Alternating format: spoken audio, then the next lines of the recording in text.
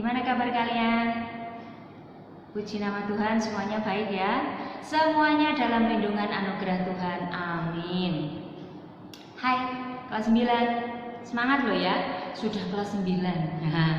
Luar biasa kasih Tuhan ya. Oke, kalian kemarin di bab 1 membahas tentang gereja sebagai umat Allah yang baru. Betul? Nah, sekarang kita masuk di bab 2. Kita mau belajar tentang mengenal gerejaku.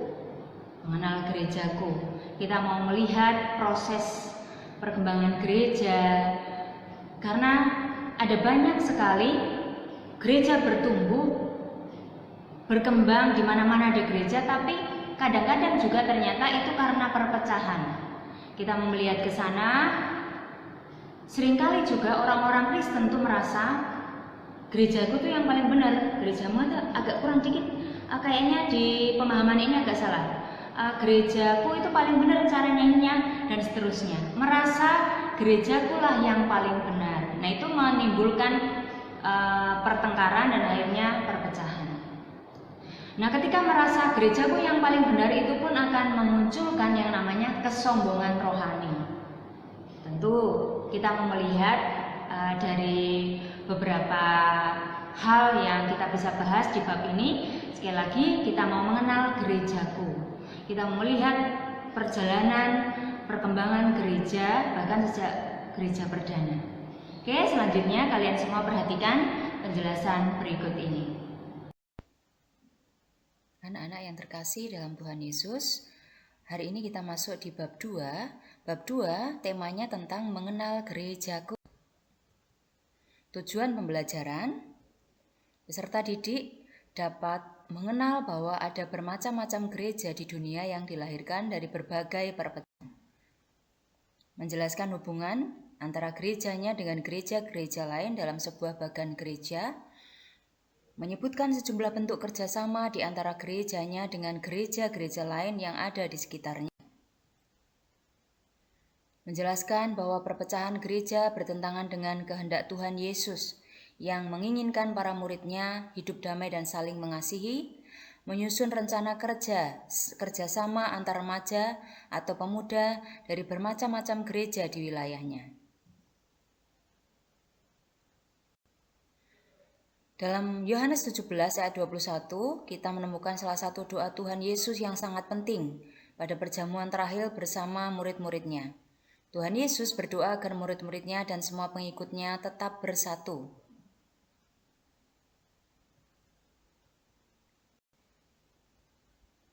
Dalam doanya itu, Tuhan mengatakan, supaya mereka semua menjadi satu sama seperti Engkau, ya Bapa, di dalam aku dan aku di dalam Engkau, agar mereka juga di dalam kita, supaya dunia percaya bahwa Engkaulah yang telah mengutus aku. Tampaknya sejak awal anak-anak, Tuhan sudah menyadari bahwa murid-muridnya akan terancam perpecahan.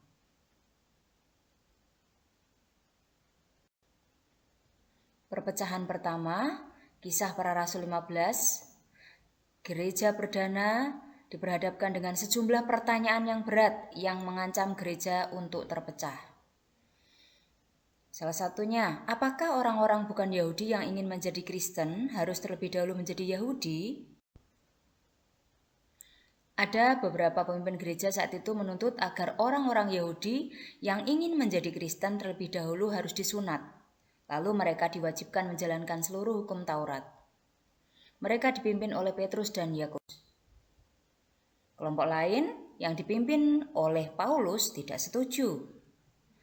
Mereka berpendapat bahwa untuk menjadi Kristen, menjadi pengikut Kristus, orang tidak perlu menjadi Yahudi terlebih dahulu. Mereka dapat langsung datang kepada Kristus dan tidak perlu lagi dibebani dengan aturan-aturan Taurat. Karena itulah sekitar tahun 50 Masehi diadakan persidangan di Yerusalem yang dikenal sebagai Konsili Yerusalem atau Konferensi Apostolik. Dicapai kesepakatan untuk memberlakukan peraturan minimal untuk orang Kristen. Mereka harus menjauhkan diri dari 1. Makanan yang dipersembahkan kepada berhala, 2. Darah, 3. daging binatang yang mati dicekik, 4 percabulan.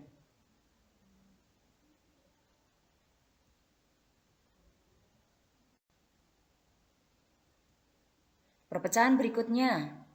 Di Korintus terjadi perpecahan gereja ketika orang-orang saling berkelompok berdasarkan rasul-rasul tertentu. Inilah apa yang disebut dengan kultus individu.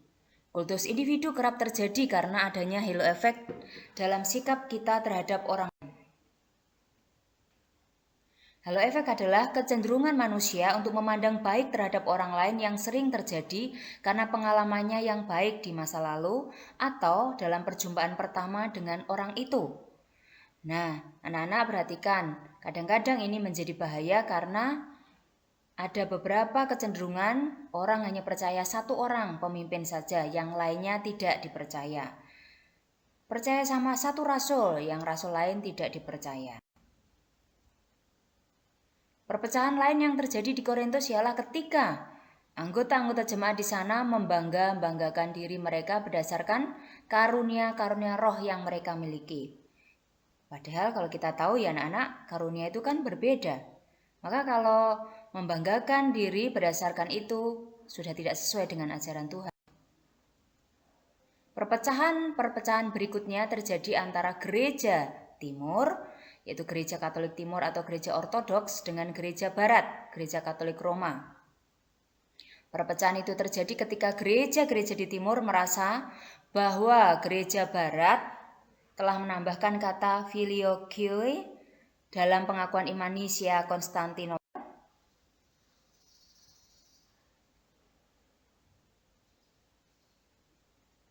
Perpecahan lebih lanjut terjadi pada tahun 1517 ketika Martin Luther memaku 95 dalilnya di pintu gereja, yang isinya mengkritik praktek yang dilakukan gereja Katolik saat itu, seperti penjualan surat-surat pengampunan dosa, pengumpulan relikui orang-orang kudus untuk meningkatkan kesempatan untuk lepas dari api penyucian, dan lain-lain. Perpecahan lainnya terjadi terus terutama ketika perbedaan pemahaman tentang ajaran ataupun praktek ibadah dan organisasi gereja. Gereja di Indonesia, kekristenan datang ke Indonesia pada waktu cukup awal. Beberapa peninggalan sejarah menunjukkan bahwa di Baru, Sumatera Utara pernah hadir kekristenan Nestorian yang berasal dari Suriah. Bentuk kekristenan ini juga pernah muncul di Tiongkok. Datang juga bermacam-macam zendeling dan atau juga misionaris ya, pengabar Injil yang bekerja di berbagai wilayah Indonesia dan membawa kabar Injil. Anak-anak, untuk mewujudkan doa pengharapan yang diucapkan Tuhan Yesus untuk kesatuan gereja-gereja di Indonesia pada tanggal 25 Mei 1950, 22 gereja Protestan di Indonesia berkumpul di Jakarta dan mendirikan Dewan Gereja-Gereja di Indonesia. Sekarang berganti nama menjadi Persekutuan Gereja-Gereja di Indonesia. Jumlah anggota PGI semakin banyak.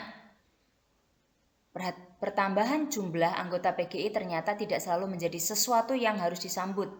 Kenapa? Karena sebagian anggota PGI ternyata lahir dari perpecahan gereja-gereja di lapangan. Tentu ini memang kita harus pahami karena memang terjadi seperti itu. Warga gereja mestinya kita menyadari hal ini dan tidak mudah terseret di dalam pertikaian gereja. Selain PGI ada pula sejumlah organisasi anak-anak. Organisasi antar gereja seperti PII, PGLII, PGPI, PBI, GMAHK, dan di kalangan gereja Katolik ada KWI. Nah, selanjutnya tugas gereja juga mengusahakan kesejahteraan kota. Di Yeremia 29 ayat 4-7 di sana dikatakan, beginilah firman Tuhan semesta alam, Allah Israel kepada semua orang buangan yang diangkut ke dalam pembuangan dari Yerusalem ke Babel. Dirikanlah rumah untuk kamu diami, buatlah kebun untuk kamu nikmati hasilnya, Ambillah istri untuk memperanakkan anak laki-laki dan perempuan. Ambilkanlah istri bagi anakmu laki-laki dan carikanlah suami bagi anakmu perempuan, supaya mereka melahirkan anak laki-laki dan perempuan, agar di sana kamu bertambah banyak dan jangan berkurang. Usahakanlah kesejahteraan kota kemana aku buang, dan berdoalah untuk kota itu kepada Tuhan, sebab kesejahteraan adalah kesejahteraanmu. Surat ini dikirim oleh Nabi Yeremia kepada orang-orang Yahudi yang saat itu membentuk kelompok-kelompok eksklusif dan tidak mau bergaul dengan orang-orang Babel. Tentu alasannya memang jelas, mereka marah kepada orang-orang Babel yang telah membuat mereka menderita dan membawa mereka ke negeri asing, negeri pembuangan ini. Namun demikian, dari apa yang dikatakan oleh Nabi Yeremia, kita dapat menyimpulkan bahwa mereka tidak boleh hidup eksklusif dan tidak peduli dengan masyarakat di sekelilingnya. Dalam konteks masa kini, gereja pun harus sadar bahwa gereja kita semua hadir di dunia bukan hanya untuk dirinya sendiri. Gereja hadir untuk menjadi berkat bagi kota dan seluruh dunia. Gereja-gereja juga terpanggil untuk mengusahakan persatuan dan kerjasama yang baik antara satu dengan yang lain. Ingat, patuhi, dan jadikan kebiasaan.